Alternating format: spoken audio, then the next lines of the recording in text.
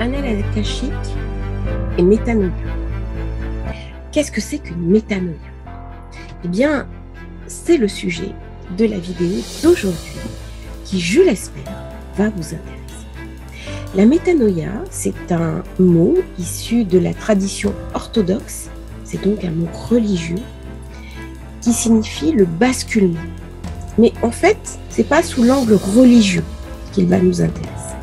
Parce que la métanoïa, telle qu'elle a été décrite, telle qu'elle a été vécue, telle qu'elle a été expérimentée, a été reprise par Carl Jung à travers un processus de basculement d'un état originel qui est un état de souffrance, qui est un état où nous sommes une pierre dure, où nous avons des scories qui viennent de vie antérieure, qui viennent de notre enfance, qui viennent de nos expériences négatives, à quelque chose qui a été transformé et qui est profondément lumineux. C'est-à-dire que nous avons totalement guéri de nos souffrances, que nous pouvons incarner dans l'ici et maintenant ce que nous sommes et prendre pleinement confiance en nous et aussi conscience de nos potentiels et les exprimer. Eh bien, nous allons voir dans cette vidéo ce que c'est la métanoïa et comment les visites dans les annales akashiques peuvent nous aider pour faire ce grand basculement de vie. Déjà, la métanoïa, au plan jungien, c'est dans le processus d'individuation, c'est-à-dire le processus où je cherche à me connaître, à me comprendre, eh bien, il y a une transformation de ma psyché. Et cette transformation, elle intervient par la guérison de mes forces inconscientes.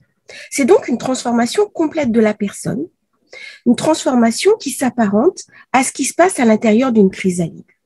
On retrouve là le symbole du papillon, c'est-à-dire le papillon au départ, eh bien, il va naître larve, ensuite il devient chenille, il mange des plantes, la chenille n'est pas belle, et puis à un moment donné, eh bien, on sort du cocon, on sort de la chrysalide, on devient un papillon, on s'envole.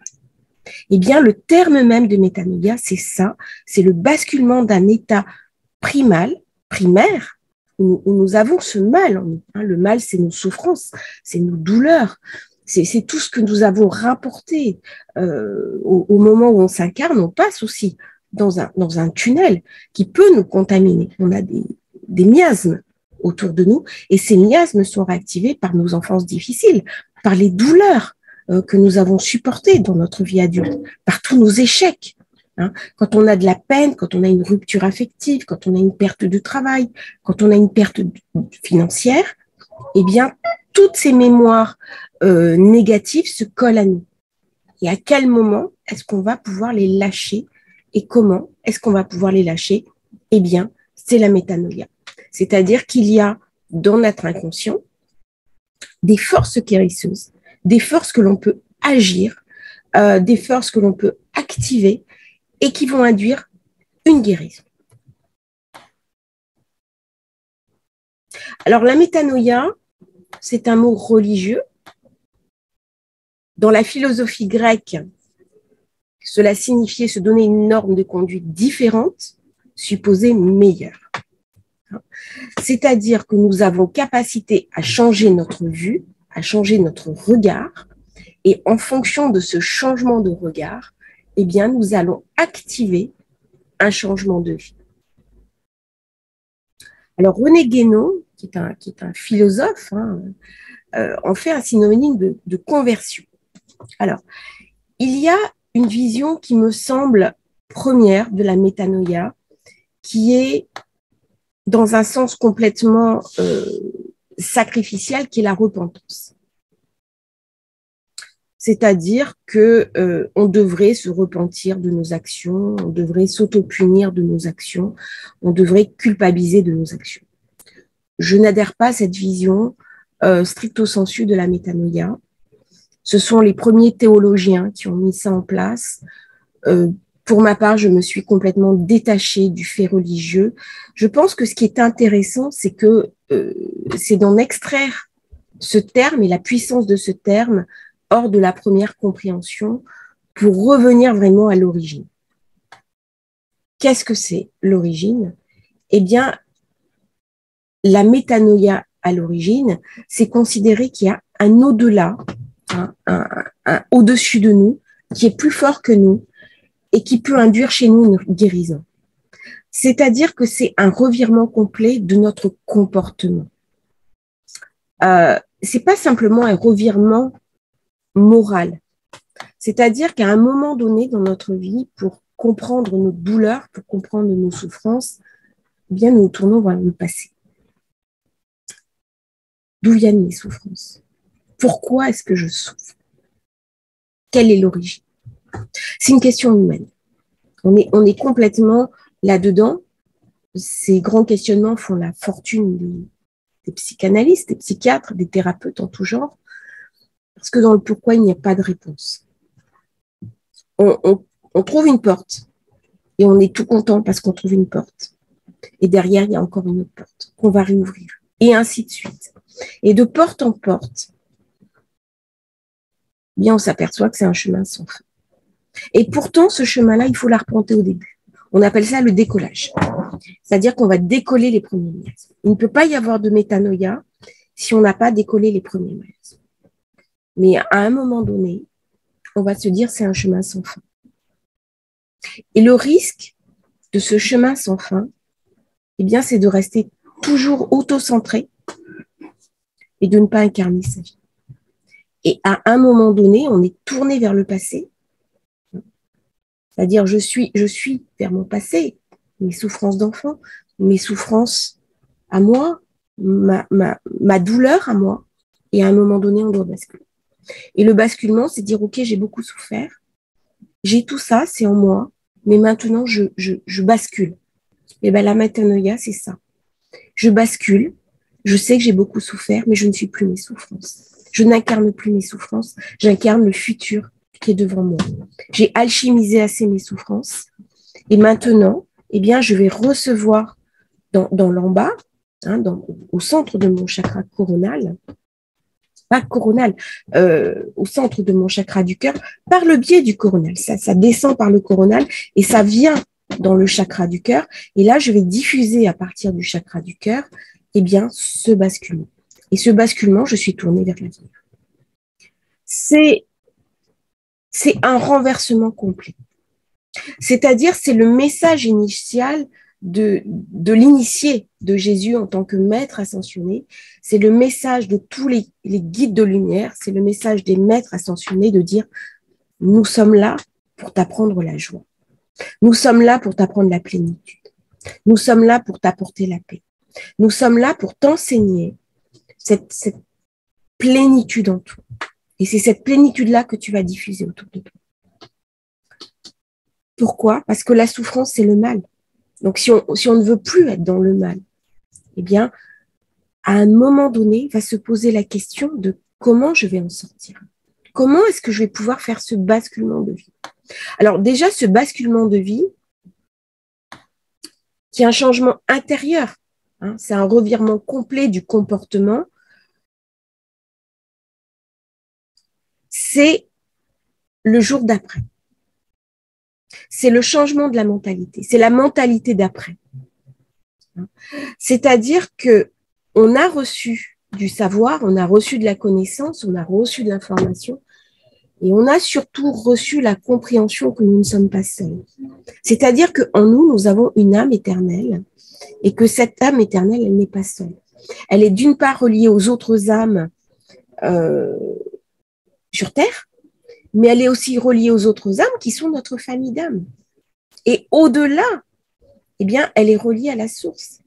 Mais encore plus que reliée à la source. Elle est une émanation de la source. C'est-à-dire, elle est elle-même une émanation du principe divin. Et encore mieux, dans l'ici et maintenant, dans notre vie de tous les jours, eh bien, quand on pense à son âme, nous avons en nous, dans cette âme, eh bien, une parcelle du divin, une parcelle complètement cristalline. C'est-à-dire que la source, elle n'est pas en dehors de nous, elle est en nous. Et nous portons cette parcelle de divin. Et c'est dans cette parcelle de divin, non seulement dans la compréhension de la parcelle du divin, mais la compréhension ne suffit pas, c'est la première étape. Nous avons besoin du mental pour comprendre ce qu'est la métanoïa. Nous avons besoin du mental pour expérimenter les premiers chemins sur l'expérience du divin. Mais à un moment donné, nous devons juxtaposer une autre compréhension. Donc, ce n'est pas à la place d'eux, c'est une compréhension supplémentaire. Eh bien, j'expérimente par le chakra du cœur l'incarnation du principe divin en moi, l'incarnation de cette parcelle de la source en moi. C'est-à-dire que dans l'ici et maintenant, dans cette vie de matière, eh bien, j'ai une parcelle de divin en moi à laquelle je peux me référer à n'importe quel moment, à laquelle je peux me connecter à n'importe quel moment. Et c'est cette parcelle-là de divin qui va nous guérir, qui va nous permettre ce basculement. Le monde d'avant, je sais que j'ai une âme.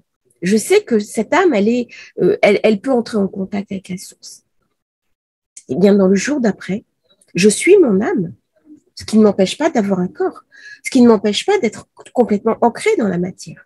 C'est-à-dire, mon corps, il a des besoins, il a des aspirations, il a des compréhensions, et il est normal que je les lui donne. Mais toutefois, j'incarne cette pastel du divin, alors, de mon expérience et à travers une éthique. C'est-à-dire que lorsque j'étais en DEA droit de la santé, j'ai fait un mémoire qui portait sur l'éthique médicale. D'ailleurs, pour vous raconter un petit peu mon expérience, eh bien, ma thèse a été refusée. Je ne savais pas à l'époque que c'était les labos qui finançaient les thèses. Et quand j'ai voulu faire une thèse sur l'éthique médicale, ça a été refusé. J'ai pas eu ma bourse d'études. Voilà. Mais je ne regrette pas d'avoir fait mon mémoire de DEA sur l'éthique. Bon, j'ai fait mes premières années de thèse sur un autre sujet dans un autre domaine qui n'avait plus rien à voir avec ce fondement-là. Mais pour moi, l'éthique, c'est un niveau de compréhension supérieure. L'éthique n'est pas la morale. La morale, c'est religieux. L'éthique, c'est autre chose. L'éthique, c'est donner le meilleur de soi-même. C'est apporter la meilleure compréhension de soi-même. C'est faire à sa mesure, mais chercher le sens du juste. Bien, la métanoïa, c'est ça. Qu'est-ce que le sens du juste? Mais non seulement pour l'autre, dans mes comportements avec l'autre, mais aussi par rapport à moi-même. Est-ce que je suis juste avec moi? Bien non. Quelqu'un qui souffre, quelqu'un qui a du mal, quelqu'un qui exprime des souffrances résiduelles, eh bien, il n'est pas juste avec lui-même. Il n'est pas éthique avec lui-même. On nous apprend beaucoup à être éthique avec les autres, soit bienveillant avec les autres. Mais la première chose que je fais, par exemple, quand je reçois une personne au rendez-vous pour une lecture anal-akashique, eh bien, je lui exprime qu'elle doit être bienveillante par rapport à elle-même. Elle doit être éthique vis-à-vis d'elle-même. Et ça, je regarde. Quand les gens me parlent, c'est un langage complètement nouveau. Les personnes n'ont pas l'habitude de ça. Oui, c'est normal que vous soyez bienveillant avec moi. C'est normal qu'on soit bienveillant avec l'autre. Mais attention, soyez bienveillant avec vous-même. Soyez éthique avec vous-même. Est-ce que c'est juste à votre niveau? Oui, non. Eh bien, si ce n'est pas juste, vous le refusez. Sur un groupe, par exemple, ce n'est pas le groupe des annales akashiques, il y a une personne qui m'a attaqué assez violemment, et c'est la dernière personne dont j'aurais, comment dirais-je, cru qu'elle allait faire ça. Pour resituer le contexte, c'est une personne qui a vécu un état modifié de conscience très fort, mais qui visiblement est déstabilisée, n'arrive pas à mettre des mots dans cet état de conscience. Donc, je l'ai aidée, nous avons échangé en privé, je lui ai essayé d'apporter mon éclairage, et à un moment donné, il a réfuté complètement cet éclairage, et il est devenu très abrupt avec moi, assez violent dans les propos. Sa violence lui appartient. Ses jugements lui appartiennent. Et c'est ce que je lui ai renvoyé. Mais je lui ai dit aussi, ce que tu penses ne te donne pas le droit d'essuyer tes pieds sur moi. Ce que tu penses, c'est ton opinion. Je ne vais pas chercher à la modifier. Si tu considères que je ne suis pas une personne aimable, si tu considères que je ne suis pas une personne de bien, on a achoppé sur le terme bienveillance, c'est ton droit. C'est légitime. Tu n'es pas moi, tu as le droit tout à fait de penser différemment de moi. Je pense différemment de toi. Mon opinion est aussi valable que la tienne. Par contre, je refuse que tu t'essuies les pieds sur moi. Pourquoi? Ça, c'est la bienveillance à moi-même. Et à un moment donné, j'ai rompu le contact. Donc, c'était le dernier message je n'entends pas qu'on s'essuie les pieds sur moi. Eh bien, ça, c'est la métanoïa. C'est-à-dire que quand on porte le divin en soi, d'une part, il va nous guérir, mais aussi on va demander à ce qu'il soit respecté. On ne va plus accepter que les autres aient une certaine attitude vis-à-vis de nous-mêmes. Parce que si on porte le divin en soi, si on est habité, et là je vais parler du mot habité, je suis habité par le divin, je ne suis pas Dieu, je ne suis pas le sacré. Attention, hein, je ne dis pas que je suis un sage. Je dis que toutes les personnes ont ce sacré en elles. Toutes les personnes sont habitées. La différence, c'est que certains en ont conscience et d'autres pas. Donc quand on a conscience, et ça ne passe pas par le mental, c'est une compréhension profonde. Quand on a cette compréhension profonde, on n'accepte pas que les autres s'essuient les pieds sur nous. Et oui, non seulement pour nous, mais aussi pour ce qu'on représente. Est-ce que toucher du doigt le divin, le sacré, la source, fait de nous la source? Absolument pas. Absolument pas. Je ne suis pas un prophète, je ne suis pas un sage.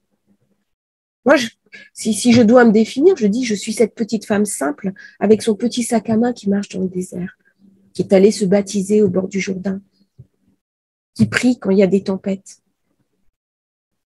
Et je suis entendue, je suis écoutée. Je suis écoutée, c'est entendu. Pourquoi? Parce que c'est ce divin en moi que j'active. Ce n'est pas moi qui prie, c'est ce divin en moi. Et le divin en moi, il retrouve ses origines. Il refusionne avec la source. Alors, je ne me connecte pas dessus en permanence, encore que je suis quand même très, très reliée avec au cours de la journée. Mais il n'y a pas une seule journée qui se passe sans que cette compréhension-là se connecte. C'est-à-dire, le lien, il est permanent. Cette métanoïa, c'est ce qui me permet d'avoir complètement guéri. C'est une expérience.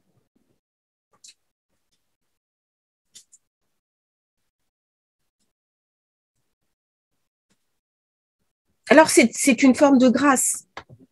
C'est une forme de grâce aussi. C'est-à-dire que moi, j'aime beaucoup cette compréhension de la grâce. Qu'est-ce que la grâce? Alors, il y a un livre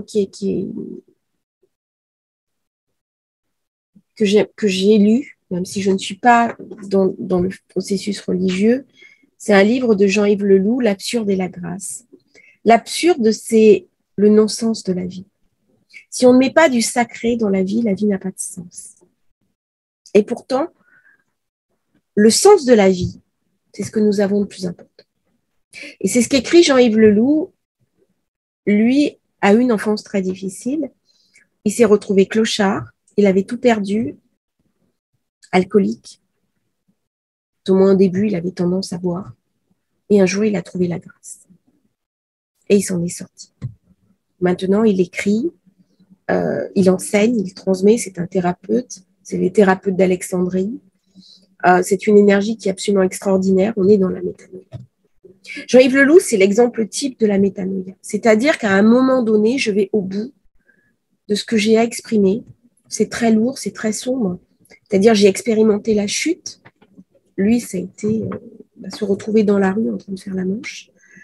Il en parle très bien. Je vous invite à lire ce livre. En dehors de toute compréhension religieuse, c'est une grande expérience de vie. Moi aussi, j'ai expérimenté la chute à un moment donné dans ma vie, à travers une grosse faillite d'entreprise, des pertes d'argent très importantes, des pertes de situation. Et là, vous perdez tout. Vous perdez votre famille, vous perdez vos amis. Le regard des autres devient très malveillant, très critique. Vous n'êtes plus rien. Et bien dans ce « je ne suis plus rien », il faut pourtant savoir exister. Et petit à petit, vous mettez de petits cailloux en petits cailloux et quelque chose se reconstruit. Vous êtes dans le jour d'après. Vous ne le savez pas encore, mais vous êtes déjà dans le jour d'après.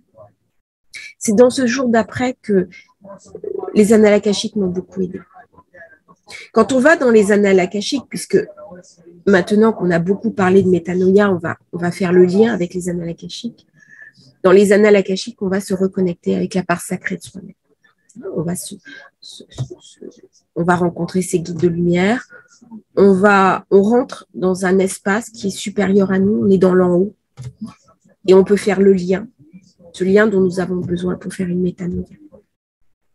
Donc, aller dans les annales akashiques pour chercher de l'information, c'est intéressant, c'est le premier niveau de compréhension. Mais le deuxième niveau des annales akashiques, c'est se changer soi-même. C'est vivre l'expérience de la métanoïa. Alors, certains la vivent d'une manière très étrange, ça peut être une illumination. Il y a des personnes qui vont recevoir une illumination. Ils vont vivre une grande expérience de vie, un accident, une haine, une maladie. Et là, ils voient Dieu. Ils voient la source. Ils sont habités pendant un instant de l'amour infini. Et cette expérience va complètement les changer. Il va leur falloir plusieurs mois, voire plusieurs années pour mettre ça en nous, pour mettre ça en forme. Ça, c'est du vécu. Jusqu'à présent, c'est ce qui se passait. Sauf que nous sommes actuellement dans un changement d'air, dans un changement énergétique, dans un basculement de la 3D vers la 5D. Même si c'est des mots qui me gênent un petit peu aux entournures, moi j'ai encore l'ancien langage de la métanoïa. On en parlera aussi dans une prochaine vidéo de la 5D, un peu plus longuement, et je vous exprimerai quelle est ma vision de la 5D. Eh bien, les annales akashiques nous permettent ce basculement. Elles nous permettent cette métanoïa. C'est-à-dire, au départ, on va dans les annales akashiques pour avoir de l'information. Et pourtant, les annales akashiques, c'est pas de la voyance. Mais notre corporalité, notre humanité fait que nous avons besoin de réponses. Et à un moment donné, on va dans les annales akashiques uniquement pour y être. Là, pendant que je vous parle, je suis dans les annales akashiques. C'est-à-dire, je suis en même temps dans l'en bas et en même temps, les mots viennent d'en haut. Là, je suis avec mon guide. Je le vois, il me sourit. Il parle à travers moi. Il me parle à vous. Et c'est ça, les annales akashiques, c'est être habité. La métanoïa, c'est préparer son corps, préparer sa demeure, préparer son habit de chair à recevoir l'âme. C'est-à-dire, l'âme, elle est autour de soi. L'âme, elle nous protège, elle tourne autour de nous, hein, elle est en mouvement, là, je la sens en mouvement, je la sens rayonner, je la sens me guérir, je la sens vous guérir. Vous qui regardez ce live, cette vidéo, eh bien, je vous envoie le plus d'amour possible, du soin de guérison, hein, de manière à activer cette énergie, cette métanoïa. Et même à distance, il y a quelque chose qui se passe, il y a quelque chose qui est en train de se passer. Voilà. Il vous suffit juste de recevoir. Dans le silence, quelques instants.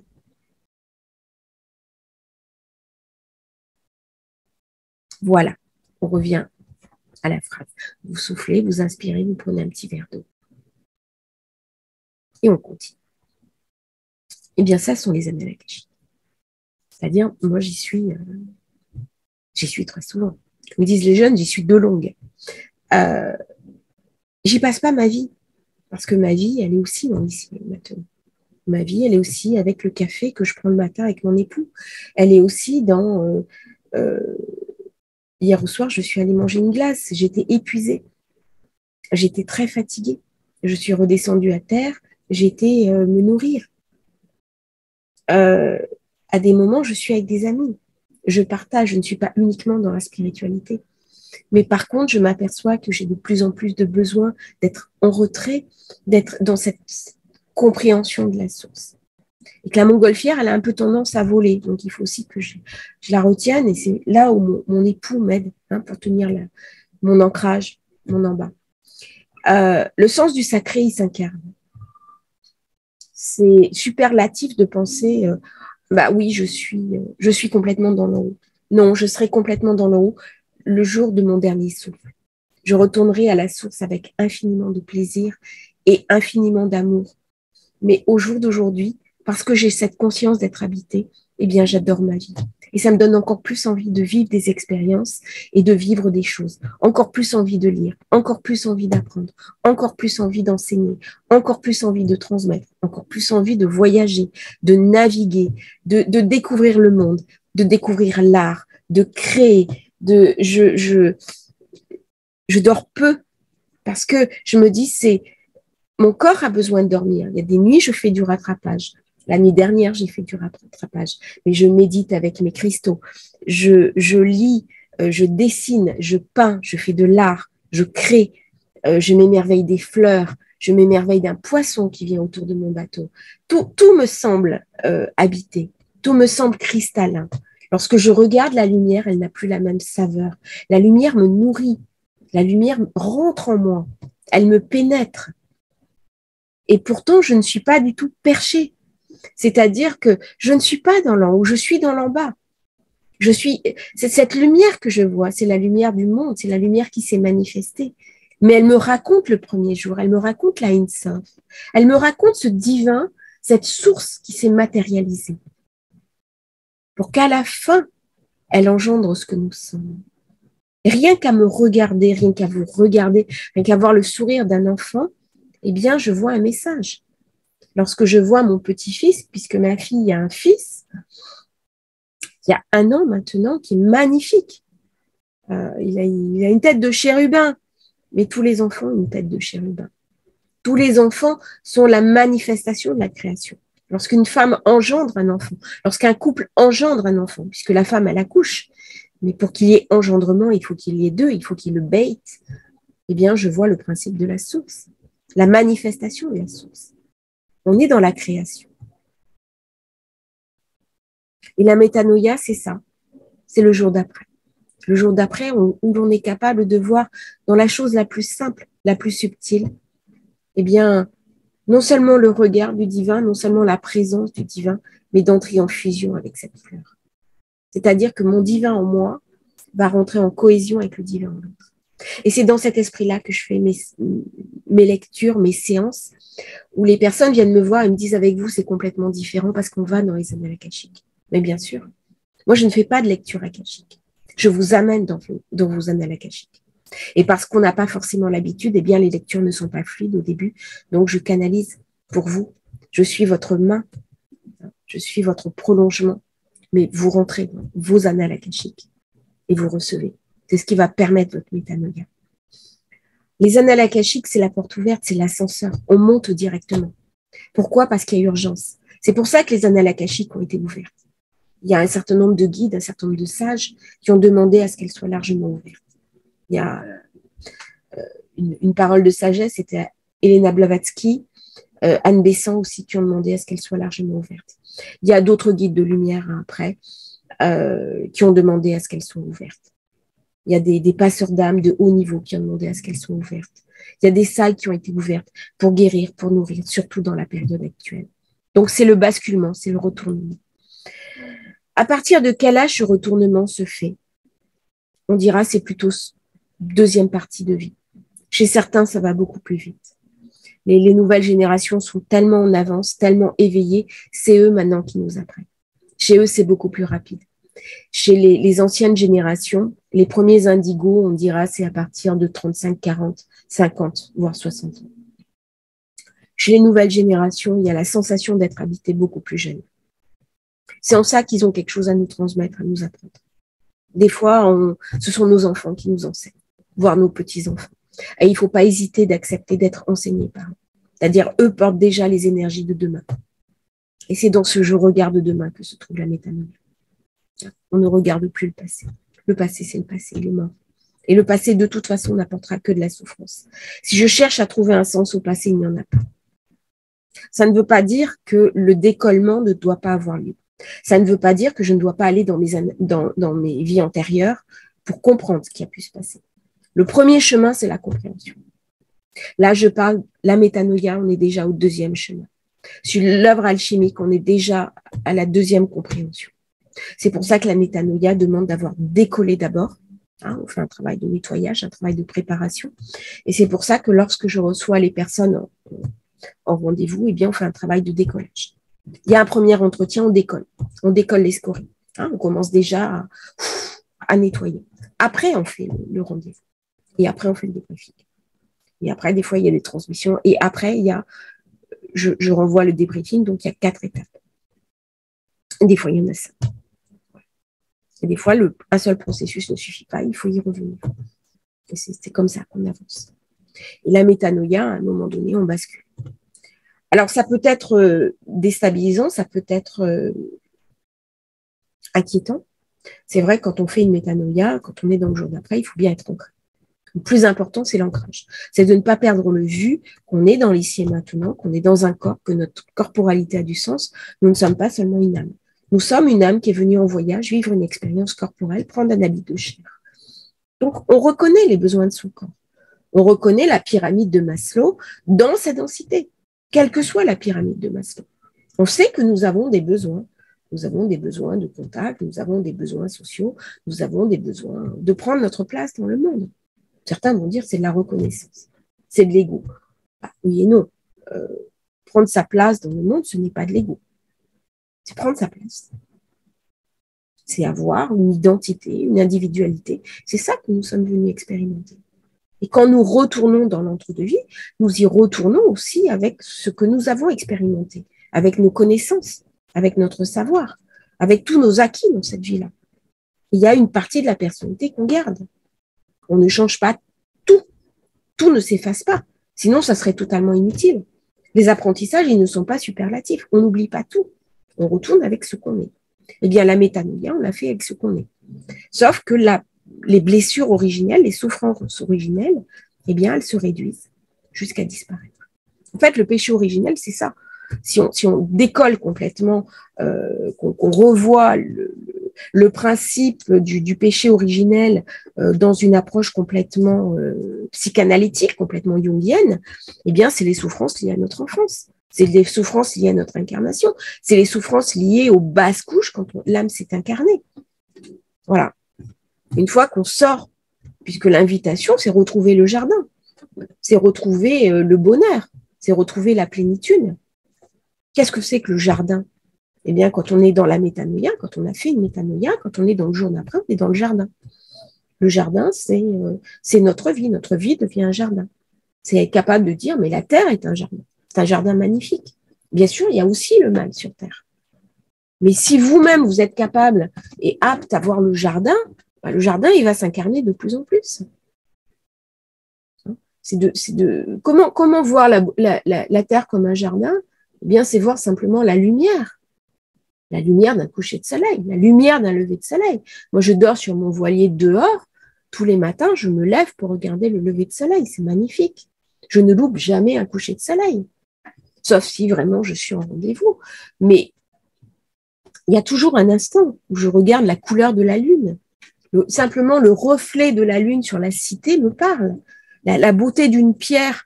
À Malte, nous avons des pierres miel qui sont des sédiments. C'est-à-dire, c'est du calcaire. Et en fait, qu'est-ce que le calcaire? Eh bien, ce sont des squelettes des animaux premiers de la Terre qui sont tombés et qui ont fait des couches de sédiments.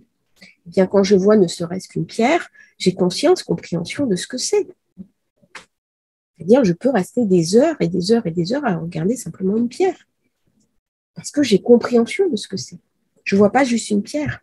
Je vois toute l'énergie qui a eu lieu, toute la vie qui a eu lieu, toute cette transmission qui a eu lieu, toute cette mémoire qui a eu lieu.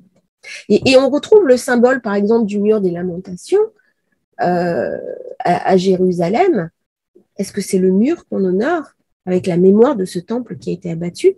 Mais est-ce qu'on n'honore pas aussi la pierre avec la compréhension de la pierre?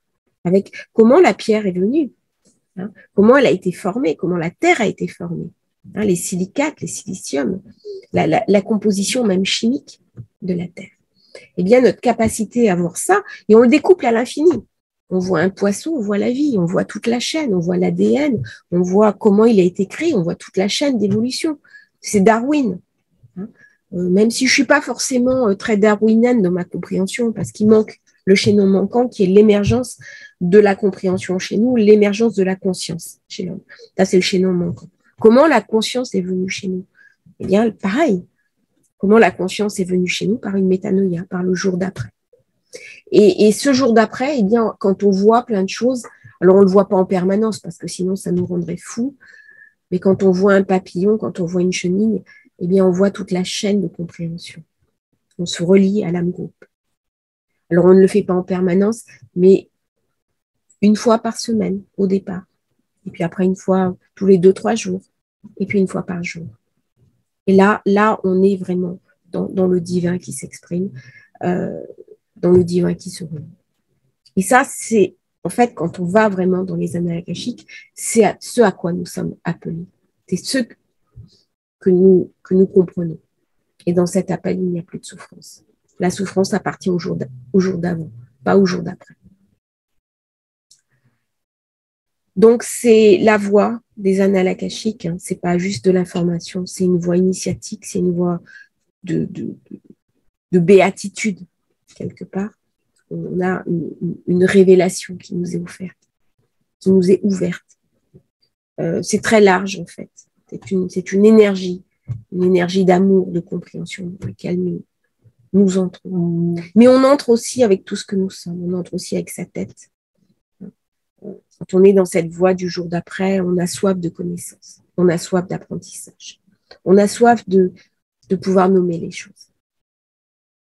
Voilà comment les annales akashiques peuvent nous aider à rentrer dans le jour d'après, un jour d'après où la souffrance est amenuisée. On reste toutefois en lien avec la souffrance de l'autre. On a le souvenir de sa souffrance à soi. On garde le souvenir de comment c'est dur quand on a eu un échec affectif, des pertes d'argent, des pertes d'entreprise, quand tout le monde vous crache à la figure. On garde le souvenir de ça. C'est ce qui nous permet justement d'accompagner l'autre. Mais on accompagne l'autre en ayant guéri. Donc on peut poser un autre regard sur sa souffrance. C'est en même temps un regard infiniment empathique, parce qu'on sait à quel point c'est douloureux la souffrance, mais c'est en même temps un regard qui permet de guérir, en disant, tu sais, j'ai pu m'en sortir, j'ai pu être dans la métanoïa, toi aussi tu pourras y être. Et je vais te donner les outils pour que toi aussi tu y sois. Et mon plus grand bonheur sera que tu y rentres. Mon plus grand bonheur, ce n'est pas qu'on revienne me voir pour me payer des séances. Mon plus grand bonheur, c'est de sortir une personne et de lui montrer le chemin. C'est de la libérer, en fait. Moi, je suis une libératrice. Hein. Je ne suis pas là pour vendre des séances. De toute façon, il y a tellement de personnes à libérer que j'aurai toujours des personnes qui viendront me voir. Mon but, c'est de libérer le plus possible de personnes, de libérer le plus possible d'âmes qui ont perdu le sens du sacré. C'est ça, le sens de ma vie. C'est d'être une briseuse de chaînes. Alors, celle qui a dit ça, sur un film, ça ne s'est pas très bien passé, ça ne s'est pas très bien fini. Ne mettons pas de l'orgueil là-dessus. Mais en toute humilité, moi, je suis celle qui porte le flambeau. Hein. Je suis celle qui marche dans le désert. Et puis, à des moments donnés, j'ai un petit génie, là, un petit lutin. On va un peu rire parce que c'est sérieux, ça. C'est comme si je tapais sur une, comment ça s'appelle, sur une petite lampe magique. Puis, à un moment donné, je me transforme, je deviens une oasis. Voilà. Je deviens de l'eau. Moi, j'ai 2 signes d'eau. Et en fait, l'oasis, eh bien, tout le monde vient à l'oasis. Et tout le monde s'apaise. Et l'oasis, elle fait des rameaux, des arbres qui poussent, des dattes. Et ça nourrit. Et puis, ça génère du troupeau, ça génère des bédouins qui viennent là. Et puis, ça génère la vie. Voilà. Parce qu'on est une goutte d'eau. Moi, si je peux me définir, je suis la goutte d'eau. Rien de plus. Voilà. Voilà ce que pour ma part, enseigner mes guides, enseigner mes propres annales akashiques. Je pourrais bien sûr être dans l'orgueil, mais c'est pas ma voix, c'est pas ma compréhension. Je suis cette goutte d'eau, cette petite dame qui est partie arpenter le désert avec un bol de riz. Des fois, je ne mange que du riz blanc et puis un bâton. Alors, je mange pas du riz blanc en permanence. Hein. De temps en temps, j'aime bien faire un bon petit restaurant, me faire plaisir. C'est important aussi de nourrir ma propre corporalité. Mais voilà ce que les annales akashiques peuvent nous apporter au plan de la métanoïa. C'est un sujet important. Je vous invite à y réfléchir, à méditer dessus, peut-être à revoir cette vidéo. Je ne vais pas faire plus long. Bonne métanoïa à tous, bonne compréhension à tous et surtout bonne intégration.